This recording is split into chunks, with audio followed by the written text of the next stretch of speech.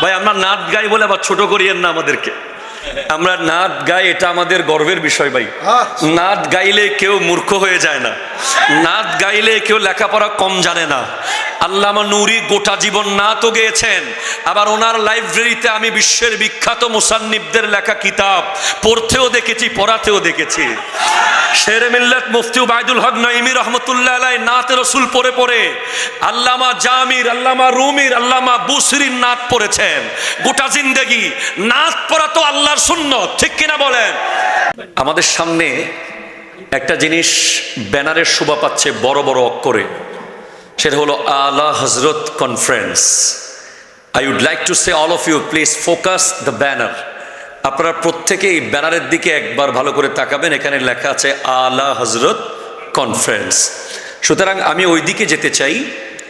রব্বুল আলামিন কোরআন কারীম ইরশাদ করতে লাগলেন, ইয়া আইয়ুহাল্লাযীনা আমানু, হে ঈমানদারেরা, লা তাত্তাখিজুল ইয়াহুদা ওয়ান নাসারা আউলিয়া, তোমরা ইহুদি এবং নাসারাকে বন্ধু বানাবে না।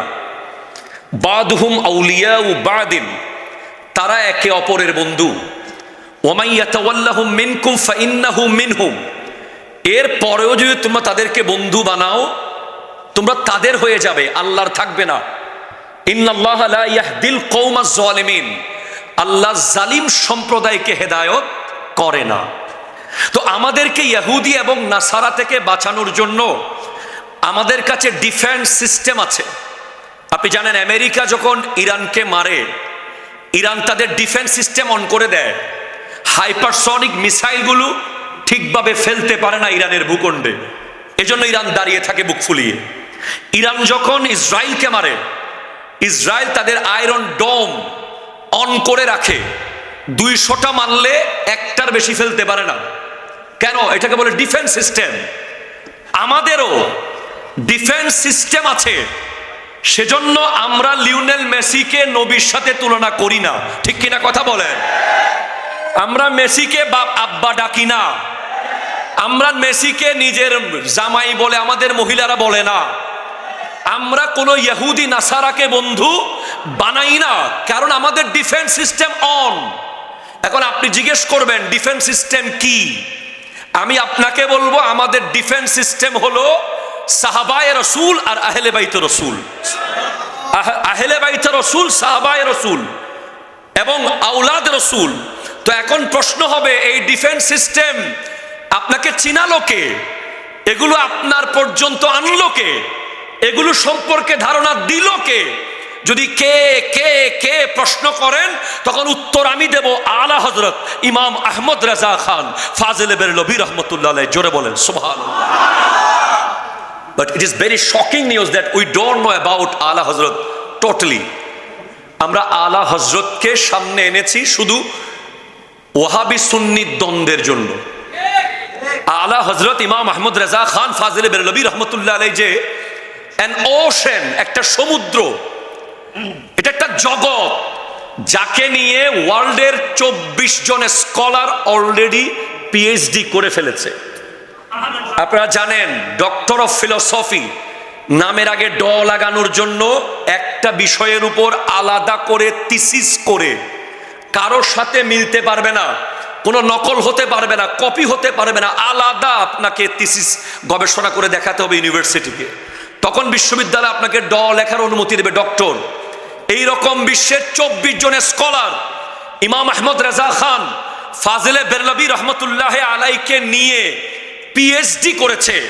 আমি আজকে আল্লামা নূরির এই কনফারেন্স থেকে বলতে চাই, আমার এই তরুণ প্রজন্মের ভাইয়েরা, আমার চেয়ে অনেক যোগ্য ভাইয়েরা, তারা যদি আলা হযরতকে একটু চিনে, তাদের কাছে নিউটনকে বাচ্চা মনে হবে, তাদের কাছে আইনস্টাইনকে শিশু মনে হবে, তাদের কাছে নিকোলাস কপারনিকাসকে ক্লাস 1 এর ছাত্র মনে হবে।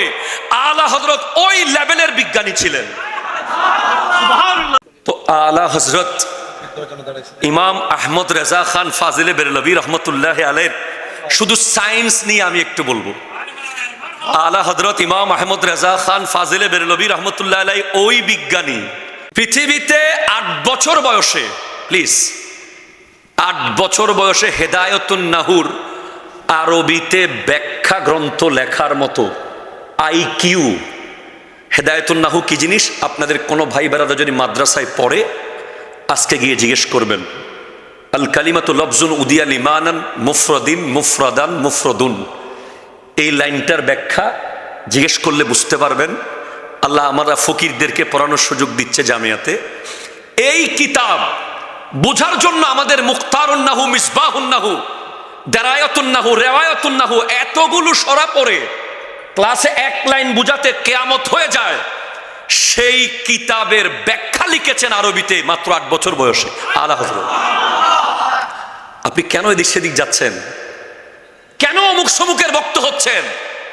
আপনার কাছে এমন একজন আছে যার সামনে পুরো পৃথিবীতে 1272 থেকে আজকের দিন পর্যন্ত কোন আলেম দাঁড়াতে পারবে না, তার নাম আহমদ রেজা খান ফাজিলে বেরলভী।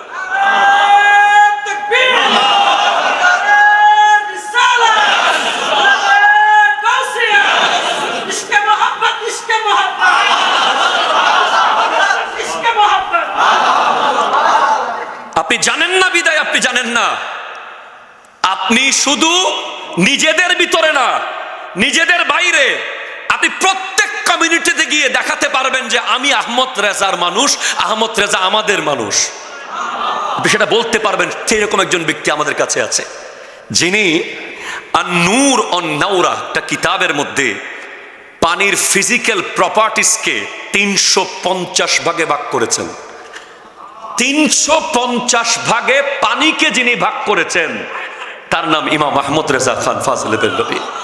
350, যিনি তায়াম্মুমের মাসালা বয়ান করতে গিয়ে মিনারেল ফিজিক্সের উপরে গবেষণা করে মাটিকে 311 প্রকারে ভাগ করেছেন। তার মধ্যে 181 রকম মাটি দিয়ে তায়াম্মুম করা জায়েজ দিয়েছেন, আর 130 রকম দিয়ে নাজায়েজ বের করেছেন।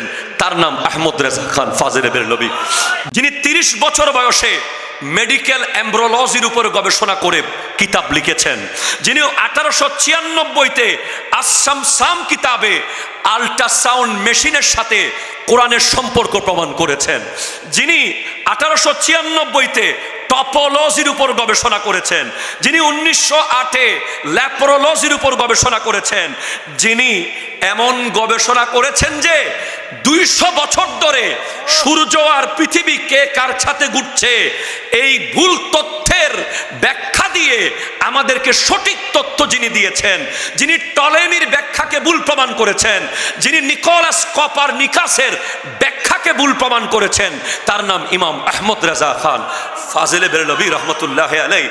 আমার বড় দুঃখ লাগে যে আজ আমাদের কাছে গোটা জিন্দেগি যিনি ইমাম আহমদ রেজা খান ফাজিলে বেরলভীর নাত পড়ে পড়ে এই প্রজন্মকে তৈরি করেছেন, যার নাতে একটা লাইন এভাবে যখন ছিল, উঠা দো পর্দা দিখা দো চেহারা, উঠা দো পর্দা দিখা দো চেহারা কে নূরে ज़माना तारीक हो रहा है कि महर कब से निकाबों में है। सुभानअल्लाह पढ़े ভাই। আমরা নাচ গাই বলে আবার ছোট করিয়েন না আমাদেরকে। আমরা নাচ গাই, এটা আমাদের গর্বের বিষয় ভাই। নাচ গাইলে কেউ মূর্খ হয়ে যায় না, নাচ গাইলে কেউ লেখাপড়া কম জানে না। আল্লামা নূরি গোটা জীবন নাতও গেয়েছেন, আবার ওনার লাইব্রেরিতে আমি বিশ্বের বিখ্যাত মুসান্নিফদের লেখা কিতাব পড়তেও দেখেছি, পড়াতেও দেখেছি।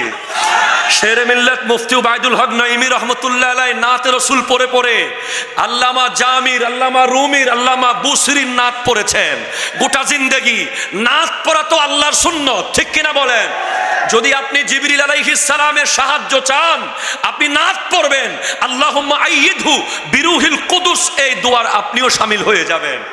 তো যেটা বলছিলাম, অনেক কথা আলা হযরত ইমাম আহমদ রেজা ফাজিলে বেরলভীকে নিয়ে। আমি মনে করি আল্লাহ আমার জীবনে অনেক বড় সৌভাগ্য দিয়েছে যে আমি আলা হযরতের অনুসারী হতে পেরেছি। আমি আপনাদেরকে বলবো, যদি ডিটেলস জানতে চান আমি সময় দেব। আমার কোনো জ্ঞান নাই ভাই, আমি 1 টাকার মানুষও না, তারপরেও সময় দেব। যদি সুযোগ হয় আমার সাথে একটু বসিয়েন, নিজের সন্তানকে কানজুল ইমান দিয়েন, নিজের সন্তানকে শিশুদের আহমদ রেজা উপহার দিয়েন, আলা হজরতকে চিনিয়ে দিয়েন। সে শুধু দেখবে আর অবাক হবে, এই সমুদ্রের এক ফোঁটাও আমরা এখনো আপনাদের সামনে আনতে পারি নাই। গোটা জীবন কনফারেন্স করে আলা হজরতের এই জ্ঞানের সমুদ্রের এক ফোঁটা প্রকাশ করতে পারবো কিনা আমরা জানি না। এই আরেকটা গুরুত্বপূর্ণ বিষয়, যৌতুক আর মাদক কেন হয়?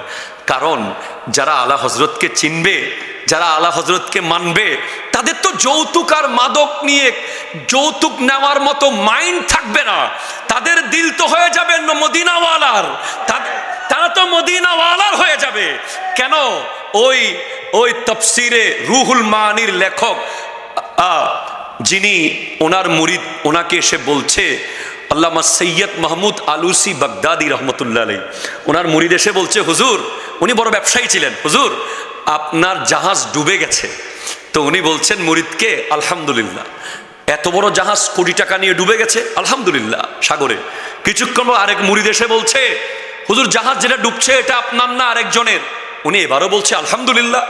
3 নম্বর মুরিদ জিজ্ঞেস করছে, হুজুর জাহাজ ডুবে গেছে, তখনও বললেন আলহামদুলিল্লাহ। জাহাজ উঠে গেছে, তখনও বললেন আলহামদুলিল্লাহ। কোনো রিয়াকশন দেখলাম না, অতিরিক্ত খুশিও দেখলাম না, দুঃখও দেখলাম না। ব্যাপার কি? বলে কারণ যখন জাহাজ ডুবে গেছে বলেছ, আমি আমার দিলকে জিজ্ঞেস করেছিলাম, এই দিল তুমি কি আপন জায়গায় আছো কিনা? আমার দিল আমাকে বলছে হ্যাঁ আমি আপন জায়গায় আছি। যখন জাহাজ আমারটা ডুবে নাই বলেছে, তখনও আমি আমার দিলকে জিজ্ঞেস করেছি, এই দিল তুমি কি আপন জায়গায় আছো? তো হুজুর আপনার দিলটা আছে কোথায়? বলে আমার দিল তো এখানে নাই, আমার দিল তো মদিনা ওয়ালার কাছে চলে গেছে। জান ও দিল হোশ খিরদ সব তো মদিনে পৌঁছে, তুম নেহি চলতে রেজা সারা তো সামান গয়া। জান মদিনায়।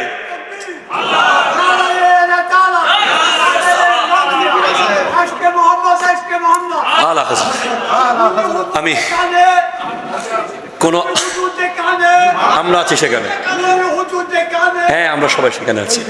তো যাদের অন্তরে আলা হজরত থাকবে তারা যৌতুক নিতে পারে না। কথা বলেন, কথা বলেন, কথা বলেন। তারা যৌতুক নিতে পারে না, তারা মাদক আসক্ত হতে পারে না, কারণ তাদের মুখ দিয়ে তো আমার নবীর ইশকের খুশবু বের হবে। আর তারা কিভাবে মাদক খাবে, যেখানে আমার নবী বলেছেন হুব্বিবা ইলাইয়া মিন দুনিয়াকুম সালাস আন-নিসা ওয়াত-তিব ওয়া জুইলাত কুররাতু আইনি ফিস সালাত। এই পৃথিবীতে আমাকে 3টা জিনিস প্রিয় করে দেয়া হয়েছে। আমার নবী বলেছেন, 1 নম্বর হলো মা জাতি, 2 নম্বর হলো ওয়াত-তিব খুশবু, 3 নম্বর ওয়াজুইলাত কুররাতু আইনি ফিস সালাত, নামাজের মধ্যে চক্ষু শীতল হওয়া। নবীর আশেক যদি কেউ হয় সে কখনো সিগারেট খেতে পারে না। নবীর আশেক যদি কেউ হয় সে কোনো ইয়াবা নিতে পারে না। নবীর আশেক যদি কেউ হয় সে কোনো প্রকার মাদকে আসক্ত হতে পারে না, কারণ তার আসক্তি তো মদিনা। মদিনা মদিনা হাজিও आओ शहंशाह का रौजा देखो, काबा तो देख चुके हो अब काबे का काबा देखो। अस्सलामु अलैकुम व रहमतुल्लाहि व बरकातुहू।